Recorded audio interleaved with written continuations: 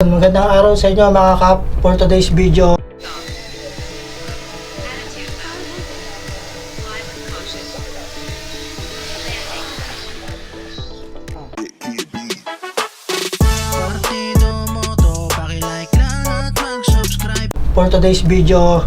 magpapalit tayo ng propeller sa ating drone.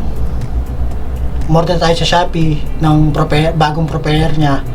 Ang kinuha natin yung may kulay para ang sabi kasi ng iba, pag makulay yung drone, hindi ganong nilalapitan ng ibon. Hindi naman natin sure, pero yun na rin ang in-order ko, yung may kulay yung pula. Tara mga kapartito, tignan natin. Ito mga kapartito, ito yung drone natin.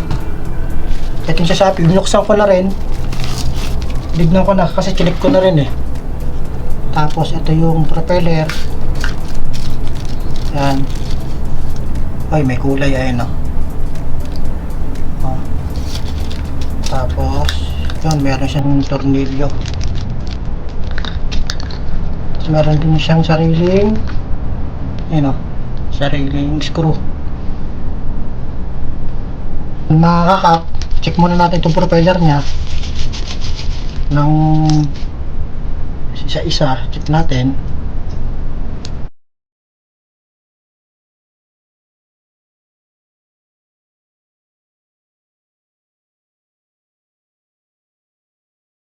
Nagawa natin to para para may tanda na tayo kung saan ba yung sasapak natin.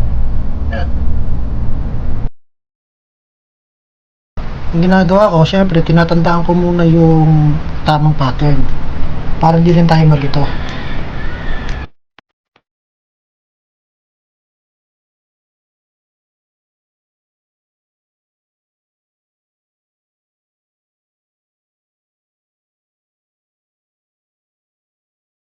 Make sure nyo lang na may fit lahat mga kakap. Tapos na tayo mga kakap. Testing natin ngayon kung iikot siya ng maganda.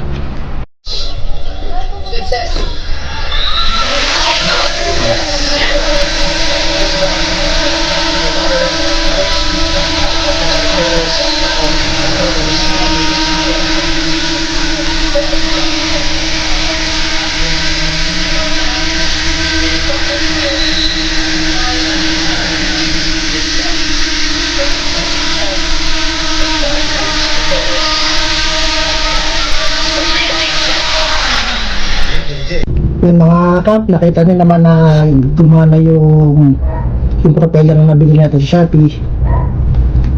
Yan, buo na uli siya, ready to na uli siya. Gala. Yun lang mga kakap. Thank you for watching. Peace out.